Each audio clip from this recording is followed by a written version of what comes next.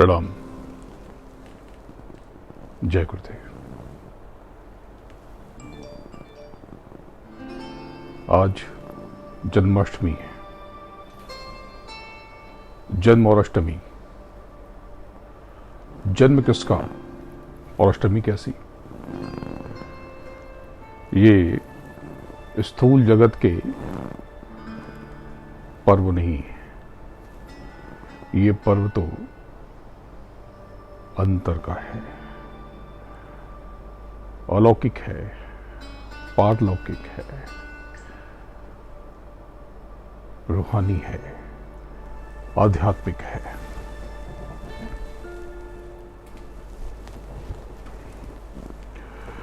बात जरा गूढ़ है, लेकिन सरल तरीके से इसे समझने का प्रयास करते हैं। कौन है आप? आप हाथ हैं, पैर हैं, या सब देह मिलकर के आप हैं? नहीं, ये देह आपकी है, आप देह नहीं है। तो आप कौन हैं? आप सूरत हैं, आत्मा कह लें, रूह, सोल।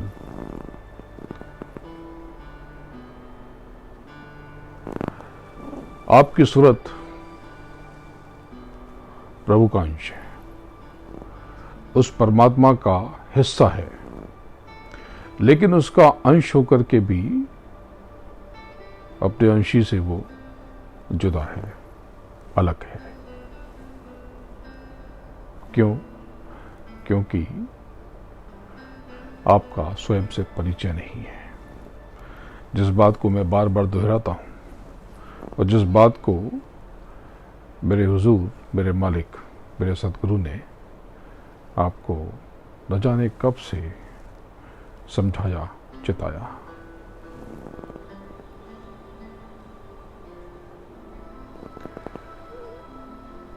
जब परिचय हो जाए खुद से, अपने आप से, तो पूरी परिस्थिति ही बदल जाए, सब कुछ परिवर्तित हो जाए।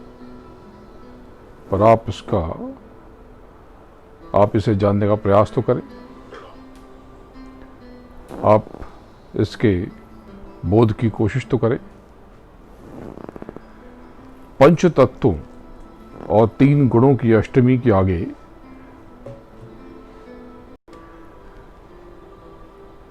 पर्दे से बाहर निकलकर, अपने भीतर से होकर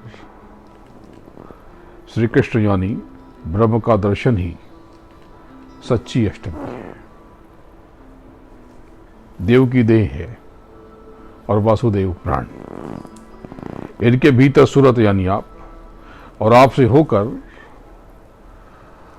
आप में ही श्री कृष्ण यानी ब्रह्म का बोध आपको उनके ऊपर यानी अपने मूल तक ले जा सकेगा। सहज दल से ऊपर आत्मा का स्वरूप लहर की तरह हो जाता है, तो सहज दल के आगे बहुत प्रदीर्घ यात्रा के पश्चात एक बहुत बारीक पर्दा आता है, पारदर्शी सा। ये बहुत बड़ा जाल है जिसकी डोर ईश्वर के हाथ में है। इसे संतों ने वज्र किवाड़ कहा। ये तीसरा वज्र किवाड़ है, तीसरा। इस पर्दे में आप बिल्कुल महीन से रास्ते में बारीक सुई की तरह के मार्ग से प्रविष्ट होकर जब आगे जाते हैं, यानी सूरत जब आगे जाती है, तो 9 तत्वों का सूक्ष्म जगत पीछे रह जाता है। और तब सूरत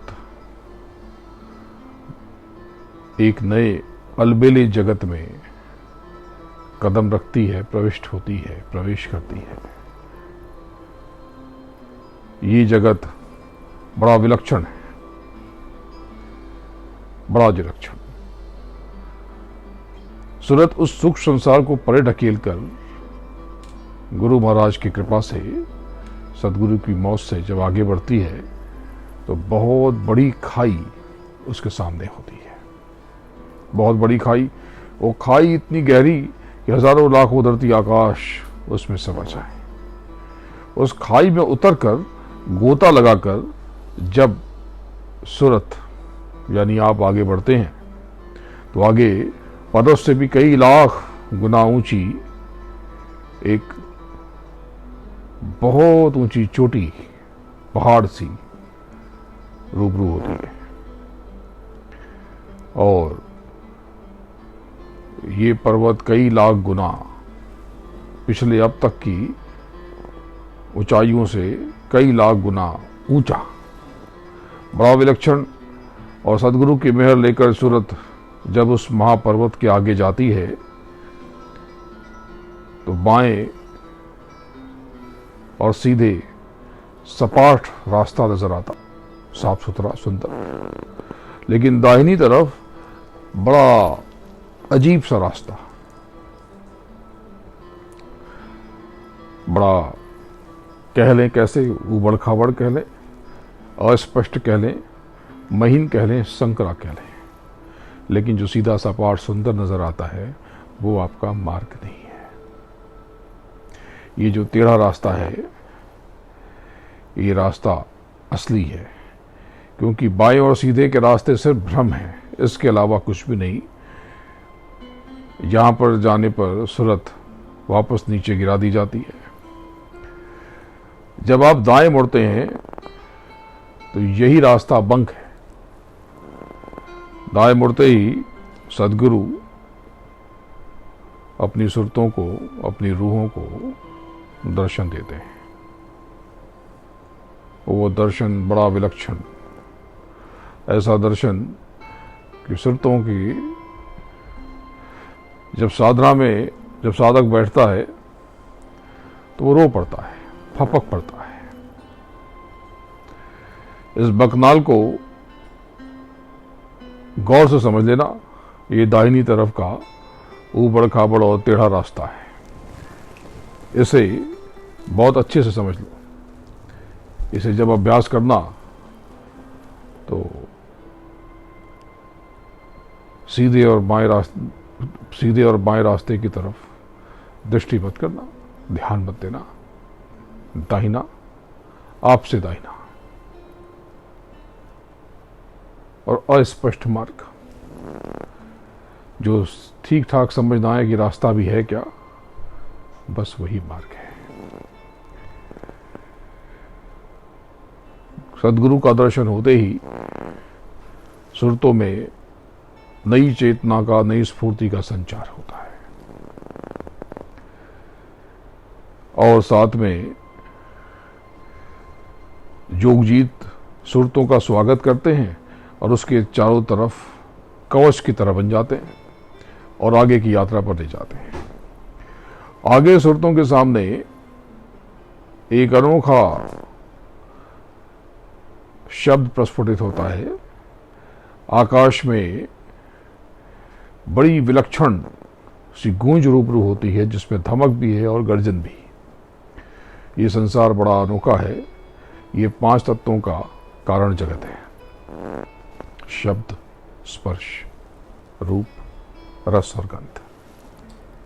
इसको गौर से समझो, क्योंकि ये संसार पिछले 9 तत्वों के संसार से बिल्कुल अलग, एकदम अलग, अलहदा। वहां पर ध्वनियों के, शब्दों के मधुर गुंजन में दो धार महसूस होती हैं। कैसी धार? तो एक धार धमक कर निचले जगत को अपनी लय में बांधती सी प्रतीत होती है, और दूसरी धार कशिश के साथ बड़ी मिठास से कड़क कर ऊपर चलती है, कड़क कर ऊपर बह जाती है, और वो बड़ी मधुर धुन है। उसकी व्याख्या इस जुबान से, इस मुख से संभव नहीं है। आगे का जो मकाम रूबरू होता है उसे संतों ने नभ कहा। ये बड़ा अद्भुत आसमानी लोक है। यहाँ 5 तत्वों का कारण जगत, और इसी को पहली सुंद भी कहते हैं, प्रथम सुंद। वहां एक विलक्षण प्रकाश की किरणें सुरतों को थाम लेती हैं, पकड़ लेती हैं, अंगीकार कर लेती हैं। गुलाबी, थोड़ी नीलिमा और थोड़ी लालिमा लिए किरणों के स्पर्श से वहां पर अपार आनंद महसूस होता है, बहुत आनंद।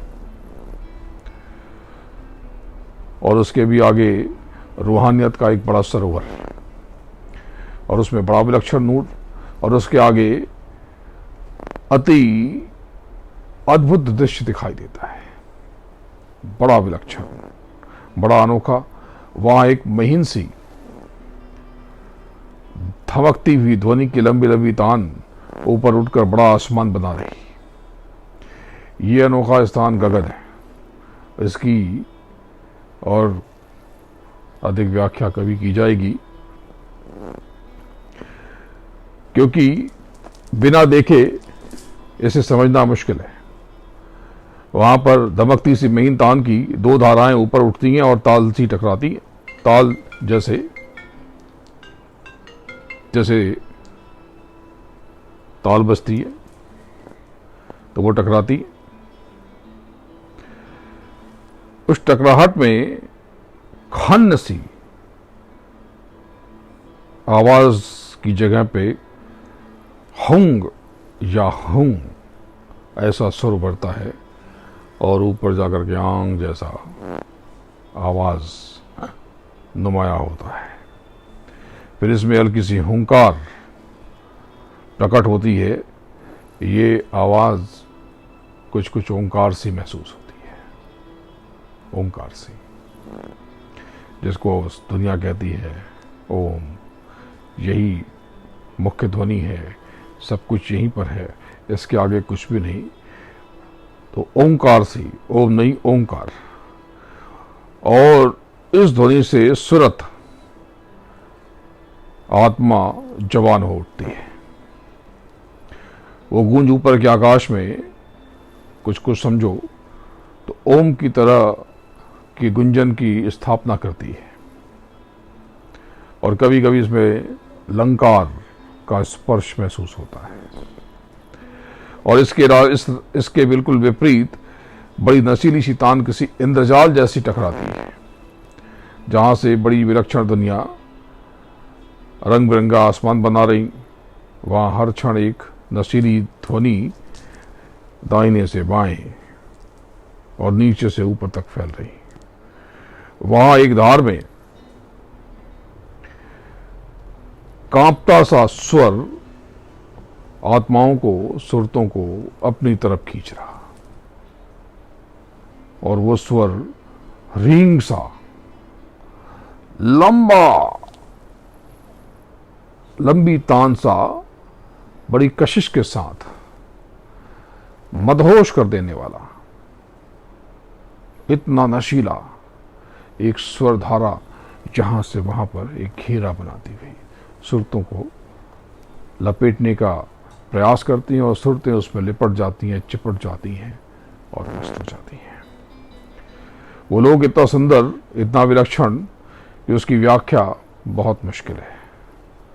पर अगर ठीक से बता दूं तो आप सब अभी ही खिंचाव महसूस करना शुरू कर दोगे और सदगुरु से अपना दामन छुड़ाकर उस अरबों खरबों वाट के करंट में चिपक जाओगे। ये माया लोक है, महामाया लोक। अविद्या माया और इस महामाया में बहुत भेद है, बहुत फर्क है। अविद्या माया 17 तत्वों की देह में है और माया 5 तत्वों की कारण शरीर में है। माया का रास्ता बिल्कुल विपरीत है। तो गगन के आगे महागगन और इसके आगे गुरुत्व पद, इन तीनों को मिलाकर जो व्यवस्था बनी, मैंने आपको बताया कि उसे ही इटर्नल ट्रायंगल कहा गया, त्रिकुटी कहा गया। वैसे तो समझो ये जो महागगन है, इसी को सामान्य रूप से त्रिकुटी बताया जाता है। इनके रूप स्वरूप का भेद अलग अलग कर दूंगा कभी, लेकिन महागगन बहुत भिन्न है। यहाँ पर रक्तवर्णीय आसमान है। यूं तो त्रिकुटी के 3 केंद्र हैं, गगन पहला केंद्र, महागगन दूसरा और गुरुत्व पद तीसरा। ये त्रिकुटी के 3 केंद्र। वहां सुरों की 2 धाराएं हैं। गूंज कर धबकता हुआ एक स्वर, जैसे पखावज पर कोई मीठी थाप। लेकिन जब ये विस्तार लेता है तो इसमें तरंगें मृदंग जैसा आवाज कराती हैं, जो लहरा कर उठती हैं, नाच कर उठती हैं। ये जब तक आप देखोगे नहीं, इसे महसूस नहीं कर पाओगे। और ऊपर जाकर के बहुत बड़ी गुंजन सी फैल जाती हैं, और वो अनोखा संगीत, उसमें कई धाराएं ऊपर जाकर के, और वो सुरतों को खुद में लपेट लेती हैं। तो वो पहले हल्का और फिर प्रचंड नाद, प्रचंड यानी कि बहुत भीषण, बहुत तेज, बहुत तीव्र, लेकिन उसमें अद्भुत शीतलता, बड़ी ठंडक, और सूरत जैसे अपार सुख में, अपार आनंद में डूबा हुआ महसूस करती है, एकदम तर, आह्लादित।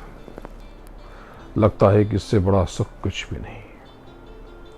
वो है मेघों का कनकता हुआ गर्जन।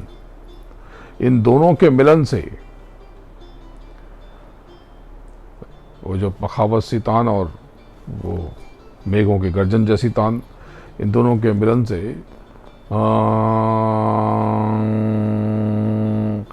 बहुत विलक्षण स्वर प्रस्फुटित होता है।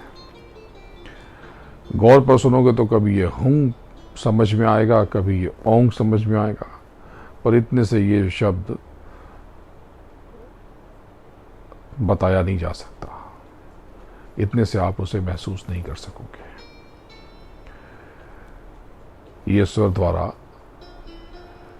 ये आकाशी नाद बहुत ताकतवर है, बहुत शक्तिशाली, अब तक से बहुत ज्यादा। इसका कोई मुकाबला नहीं है। ये बहुत विलक्षण रूप है।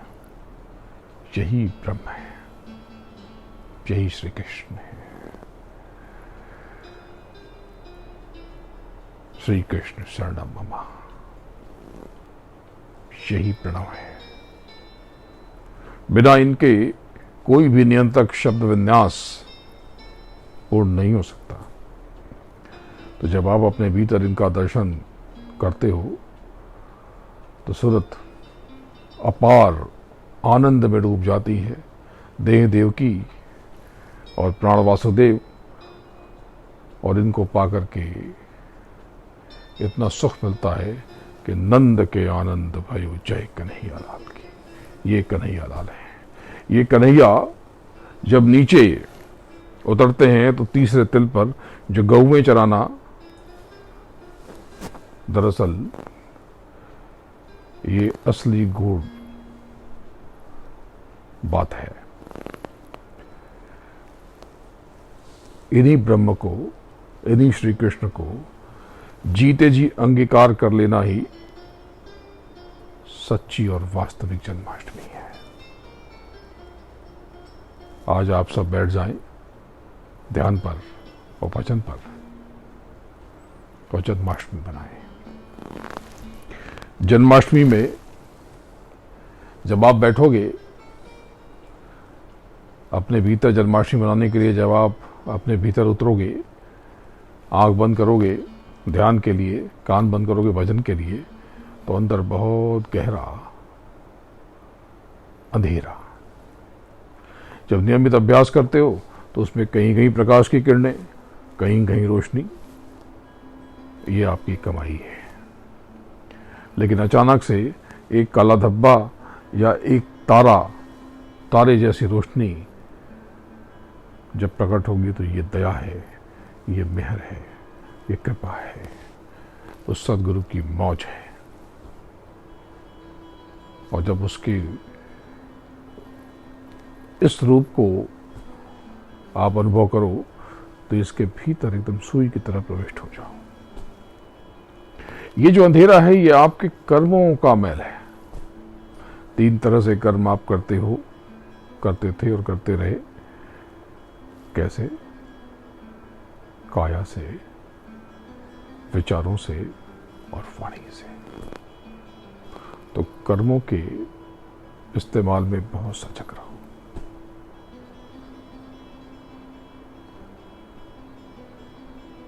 और सबसे बड़ी बात कि बहुत बार आपको समझाया और बताया, लेकिन अगर अभी भी आप भयभीत हो तो एक बात समझ लो कि आपकी श्रद्धा कच्ची है। आप न तो प्रभु को मानते हो न सदगुरु को। जो परमात्मा पे, प्रभु पे, सदगुरु पे यकीन रखते हैं, उन्हें किस बात का भय, किस बात का डर? वो तो उस प्रभु और गुरु की मौज के साथ बहते हैं, मस्त, आनंदित,